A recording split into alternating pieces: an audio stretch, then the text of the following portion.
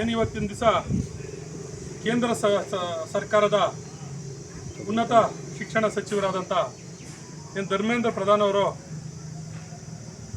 NEET exam ಕುರಿತಾಗಿ ಇವತ್ತೇನು ಎಲ್ಲ ನ್ಯೂಸ್ಗಳಲ್ಲಿರ್ಬೋದು, ಎಲ್ಲ ಜನಸಾಮಾನ್ಯರಲ್ಲಿ ಮನೆ ಮಾತಾಗಿದೆಯಾ ಇವತ್ತು ಹಗರಣ, ಏನು ನೀಟ್ ಎಕ್ಸಾಮ್ ಹಗರಣ ಆಗಿದೆ. ಅದರ ಪ್ರಯುಕ್ತ ಇವತ್ತು ನಾವೆಲ್ಲ ಮಾತಾಡೋಕೆ ಇಲ್ಲಿ ಸೇರಿದ್ರೆಲ್ಲ ನಮ್ಮ ಮುಖಂಡರೆಲ್ಲ ಸೇರಿ ಏನಿವತ್ತು ನೀಟ್ ಎಕ್ಸಾಮು ಪ್ರತಿ ವರ್ಷಕ್ಕೆ ಒಂದ್ಸರಿ ಪ್ರಿಪೇರ್ ಆಗಿ ಬರೆಯೋದೇ ಕಷ್ಟ ಮಕ್ಕಳಿಗೆ. ಒಂದ್ಸರಿ ಪ್ರಿಪೇರ್ ಆಗಬೇಕಾದ್ರೆ ಕೆಲವರು ಲಾಂಗ್ ಟರ್ಮ್ ತಗೊಂಡಿರ್ತಾರೆ, 2 ವರ್ಷದಿಂದ ಪ್ರಿಪೇರ್ ಆಗಿರ್ತಾರೆ, ಹಾಸ್ಟ್ಲಲ್ಲಿ ಇದ್ಕೊಂಡು ಅವ್ರ ಕಷ್ಟ ಅದೆಷ್ಟು ಕಷ್ಟ ಬೀಳ್ತಾರೋ ಅವ್ರು ಯಾರು ಎಕ್ಸಾಮ್ ತಗೊಂಡಿರ್ತಾರೋ ಅವ್ರಿಗೆ ಗೊತ್ತು ಆ ಕಷ್ಟ. ಇವತ್ತೇನು ಅದು ಹಗರಣ ಆಗಿ ಎಲ್ಲ ಏನು ಸಂಚಲನ ಮೂಡಿಸಿದೆ, ಮಕ್ಕಳಿಗೆ ಏನು ತೊಂದರೆ ಆಗ್ತಾ ಇದೆಯೋದು ಅದನ್ನು ಇವತ್ತು ಕೂಡ ಯಾವುದೇ ಒಬ್ಬ BJP ನಾಯಕನು ಕೂಡ ಧ್ವನಿ ಎತ್ತಿ ಮಾತಾಡಿಲ್ಲ. ಬೇರೆ ಏನಾದರೂ ಆದರೆ ಬೇರೆ ಏನೇ ಪ್ರಾಬ್ಲಮ್ ಆದರೂ ಕೂಡ ಇಂದಿರಾ ಗಾಂಧಿ ಕಾಲದಂತ ಹೇಳ್ತಾರೆ, ಮತ್ತು ನೆಹರು ಕಾಲದಂತ ಹೇಳ್ತಾರೆ. ಇವತ್ತು ಆಗಿರೋ ಸಮಸ್ಯೆನ ಯಾರೂ ಧ್ವನಿ ಎತ್ತಕ್ಕಾಗಿಲ್ಲ ಅವರಿಂದ. ಏನು ಮಕ್ಕಳಿಗೆ ಇವತ್ತು ದೇಶದ ಮುಂದಿನ ಭವಿಷ್ಯದ ಯುವಕರು ಅವ್ರಿಗೇನು ಇವತ್ತು ತೊಂದರೆ ಆಗಿದೆ ಅದ್ರ ಬಗ್ಗೆ ಒಬ್ಬರು ಕೂಡ ಇವತ್ತು ಮಾತಾಡೋಕ್ಕೆ ರೆಡಿ ಇಲ್ಲ.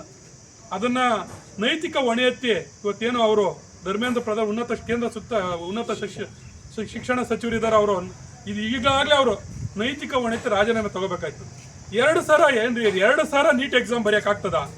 ಎಲ್ಲ ಮಕ್ಕಳೆಲ್ಲ ಎಕ್ಸಾಮ್ ಆಯಿತು, ಇನ್ನು ಮುಂದಿನ ನಮ್ಮದು ಎಕ್ಸಾಮ್ ಆಯಿತು, ನಡೆ ರಿಸಲ್ಟ್ ಬಂತು, ಇನ್ನು ಮುಂದೆ ನಮ್ಮ ನಡೆ ಏನು ಮಾಡಬೇಕು ಅಂತ ಅವರೆಲ್ಲ ಸಿದ್ಧತೆ ಮಾಡ್ಕೊಳ್ಳೋ ಟೈಮಲ್ಲಿ ಇದೊಂದು ಶಾಕು. ಏನದು ಎಸ್ಪೆಷಲಿ ಆಗಿರೋದೆಲ್ಲ ಕೇಂದ್ರ ಎಲ್ಲ BJP ಸರ್ಕಾರ ಅಂತ ರಾಜ್ಯಗಳಲ್ಲಿ ಕ್ವಶನ್ ಪೇಪರ್ ಲೀಕ್ಔಟ್ ಆಗಿ ನೀಟ್ ಎಕ್ಸಾಮು ಲೀಕ್ಔಟ್ ಆಗಿರೋದು. ಅದನ್ನು ಯಾರು ಕ್ವಶನ್ ಮಾಡಲ್ಲ, ಅದನ್ನು ಕೇಳಿದರೆ ಯಾರು ಆನ್ಸರು ಮಾಡಲ್ಲ. ಬೇರೆ ಏನಾನ ಆದರೆ ನಾಯಿ ಹೋದರೆ ಹುಲಿ ಬಂತು ಅಂತ ಹೇಳ್ತಾ ಇರ್ತಾರೆ, ನಾಯಿ ಹೋದರೆ ಹುಳಿ ಬಂತು ಅಂತ ಹೇಳ್ತಾ ಇರ್ತಾರೆ. ಇದನ್ನ ಯಾರು ಕ್ವಶನ್ ಮಾಡಲ್ಲ. ಮಕ್ಕಳ ಭವಿಷ್ಯ ಕೊಡುವಂಥವ್ರು ಇವತ್ತು ಏನು ನೀವು ಬುನಾದಿ ಆಗ್ತೀರಾ, ಅದೇ ಮುಂದೆ ಅವ್ರು ಉನ್ನತ ಒಳ್ಳೆ ಪ್ರಜೆಗಳಾಗ್ತಾರೆ. ಕೆಲವರು ರಾಜಕಾರಣಿಗಳಾಗ್ಬೇಕಂತ ಇರ್ತಾರೆ, ಡಾಕ್ಟರ್ ಆಗ್ಬೇಕಂತ ಇರ್ತಾರೆ, ಇಂಜಿನಿಯರ್ಸ್ ಆಗ್ಬೇಕಂತ ಇರ್ತಾರೆ, ಬೇರೆ ಏನೇನೋ ಒಬ್ಬರ UPSC ಎಕ್ಸಾಮ್ಸ್ಗೆ ಹೋಗ್ಬೇಕಂತ ಕಂಡಿರ್ತಾರೆ. ಅವರೆಲ್ಲ ಈ ನೀಟ್ ಎಕ್ಸಾಮ್ ಮುಖಾಂತರ ಮುಂದಿನ ಹೈಯರ್ ಎಜುಕೇಷನ್ಗೆ ಹೋಗ್ಬೇಕಂತ ಆಲೋಚನೆ ಇಟ್ಕೊಂಡು ಅವ್ರು ಎಕ್ಸಾಮ್ ಬರೆದಿರ್ತಾರೆ. ಇಷ್ಟೊಂದು ತೊಂದರೆ ಆದರೆ ಯಾರು ಅದಕ್ಕೆ ಹೊಣೆ? ಈಗಾಗಲೇ ಹೊಣೆ ಎತ್ತಿ ಧರ್ಮೇಂದ್ರ ಪ್ರಧಾನ್ ಅವರು ರಾಜೀನಾಮೆ ಕೊಟ್ಟಿದ್ದಿದ್ರೆ ಅದು ಎಲ್ಲರೂ ನಾವೆಲ್ಲ ಸ್ವಾಗತ ಕೊಡ್ತಾ ಇದ್ವಿ. ಇಲ್ವಾ, ನಮ್ಮ ಕೇಂದ್ರ BJP ಸರ್ಕಾರದಲ್ಲಿ ಇರೋದು ನಮ್ಮ ಮೋದಿ ಸಾಹೇಬರು ನೀವು ತಪ್ಪು ಮಾಡಿದ್ಯಪ್ಪ ಅಂತೇಳಿ ಅವ್ರದ್ದು ರಾಜೀನಾಮೆ ತಗೋಬೇಕಾಯ್ತು, ಇಲ್ಲಾಂದ್ರೆ ಕಿತ್ತು ಬಿಸಾಕಬೇಕಾಗಿತ್ತು. ಕಿತ್ತು ಬಿಸಾಕಿದ್ರೆ ಅಟ್ಲೀಸ್ಟ್ ನೋಡಪ್ಪ ಇವರು ತಪ್ಪು ಒಪ್ಕೊಂಡಿದ್ದಾರೆ ಅಂತ ಹೇಳ್ಬಿಟ್ಟು ಮತ್ತೆ ಎಕ್ಸಾಮ್ ಮಾಡಿದ್ರು, ಅದು ಓದ್ತಾಯಿತ್ತು. ಈಗ ಇವ್ರ ಹೊಟ್ಟೆಗೆ ಅದನ್ನ ಏನಾನ ಆಗಲಿ ಅವ್ರ ಹೊಟ್ಟೆಗೆ ಹಾಕೊಳ್ಳೋದು, ಮತ್ತೆ ಎಕ್ಸಾಮ್ ಬಿಡೋದು. ಈಗ ಮತ್ತೆ 20ನೇ ತಾರೀಕು ಎಲ್ಲ ಪ್ರಿಪೇರ್ ಆಗಬೇಕು, ಎಕ್ಸಾಮ್ ಮಾಡಬೇಕು. ಕೇಳಿದ್ರೆ ರಾಜ್ಯ ಸರ್ಕಾರ ನೀವೇನು ಮಾಡಿದ್ರಿ ಅಂತ ಹೇಳ್ತಾರೆ. ಬೇಡ, ನೀವು ನೀಟ್ ಎಕ್ಸಾಮು ರಾಜ್ಯ ಸರ್ಕಾರಕ್ಕೆ ಬಿಟ್ಬಿಡಿ. ಅದೇನು ನೀಟ್ ಎಕ್ಸಾಮ್ ಮಾಡ್ತಾರೆ ರಾಜ್ಯ ಸರ್ಕಾರ ನಡೆಸಲಿ, ಅವ್ರವರೇ ಮಾಡ್ಕೊಂಡು ಇದು ಮಾಡಲಿ. ಯಾಕೆಲ್ಲ ನೀವು ಮೇಲೆ ಹಾಕೋತೀರಾ? 3 ಸರಿ, ಈಗೇನು 9 ವರ್ಷದಲ್ಲಿ 3 ಸರಿ ಇದು ಲೀಕ್ಔಟ್ ಆಗಿದೆ, 2-3 ಸರಿ ಲೀಕ್ಔಟ್ ಆಗಿದೆ. ಇದಕ್ಕೆ ಯಾರು ಹೊಣೆ? ಅದನ್ನು ಕೇಳಿದ್ರೆ ಇನ್ನೊಂದು ಹಿಂದಕ್ಕೆ ಹೋಗ್ತಾರೆ, ನೀವೇನು ಮಾಡಿದ್ರಿ ಅಂತ ಹೇಳ್ತಾರೆ. ನೀವೇನು ಮಾಡ್ತಾ ಇದ್ರಿ? ನಾವೇನು ಮಾಡಿಲ್ಲ ಸರಿ, ಎಲ್ಲ ನೀವೇನು ಮಾಡ್ತಾ ಇದ್ದೀರಿ ಅಂತೇಳಿ ನಾವು ಈ ಸಂದರ್ಭದಲ್ಲಿ ಕೇಳ್ಸೋಕೆ ಬಯಸ್ತೀರಿ. ಅದೇ ರೀತಿ ಪೆಟ್ರೋಲ್ ಡೀಸೆಲ್ದಾಗಿರ್ಬೋದು. ಪೆಟ್ರೋಲ್ ಡೀಸೆಲ್ಲು ಇವತ್ತು ಯಾರು ಹೊಣೆ? ನಾವು ಕೇಂದ್ರದಲ್ಲಿ ಕಾಂಗ್ರೆಸ್ ಸರ್ಕಾರ ಇದ್ದಾಗ 60ರಿಂದ 60 ರೂಪಾಯಿವರೆಗೂ ಪೆಟ್ರೋಲು ಡೀಸೆಲ್ ಇತ್ತು. ಇವತ್ತು ಎಷ್ಟಿದೆ?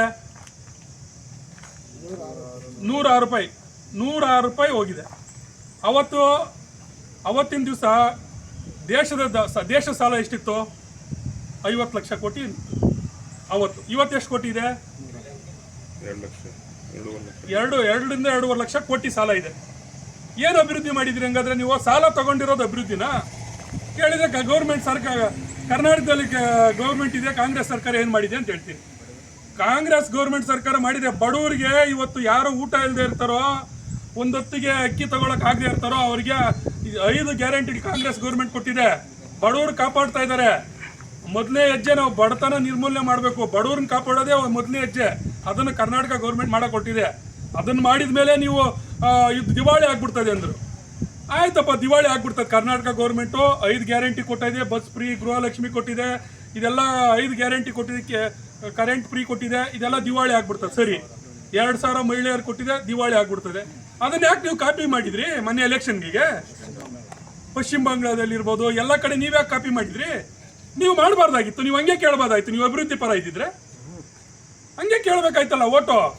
ನಾವೇನು ಮಾಡಲ್ಲ, ಯಾವುದೇ ರೀತಿ ಗ್ಯಾರಂಟಿ ಕೊಡಲ್ಲ, ನಮ್ಮ ಅಭಿವೃದ್ಧಿ ಏನು ಮಾಡಿದ್ರೆ ನೋಡಿ ನೀವು ಓಟ್ ಹಾಕ್ಬೇಕಾಯ್ತು ಅಂತ ಕೇಳಬೇಕಾಯ್ತು. ಮನೆ ಯೂಸ್ ಮಾಡೋ ಅಡುಗೆ ಅನಿಲ ರೇಟ್ ಏನಿದೆ ಇವತ್ತು, ಗ್ಯಾಸ್ ರೇಟ್ ಏನಿದೆ, ಅವತ್ತೇನೇನಿತ್ತು ಇವತ್ತೇನಿದೆ. ನಾವು ಜನಸಾಮಾನ್ಯರಿಗೆ ಹೇಳೋದು ಅಷ್ಟೇ, ನೀವು ಯಾವುದೇ ರೀತಿ ನೀವು ಅವತ್ತಿನ ದಿವಸ ಬೂತ್ ಹತ್ರ ಓಟ್ ಹಾಕೋ ನಿರ್ಧಾರ ಮಾಡಿದ ದಿವಸ ನೀವೇನೋ ಕಷ್ಟ ಅನುಭವಿಸಿದ್ದೀರಿ ಈ ಸರ್ಕಾರಗಳಿಂದ, ಅದನ್ನು ಯೋಚನೆ ಮಾಡಿ ನೀವು ಅವತ್ತಿನ ದಿವಸ ಓಟ್ ಮಾಡೋಕೆ ನಿರ್ಧಾರ ತಗೋಬೇಕು. ಅಚ್ಚಾದೀನ ಅಂತ ಹೇಳಿದ್ರೆ ಅಚ್ಚಾದೀನ ಇದೆ ಇವತ್ತು, ಎಲ್ಲ ಜನಗಳಿಗೂ ಅಚ್ಚಾದೀನ.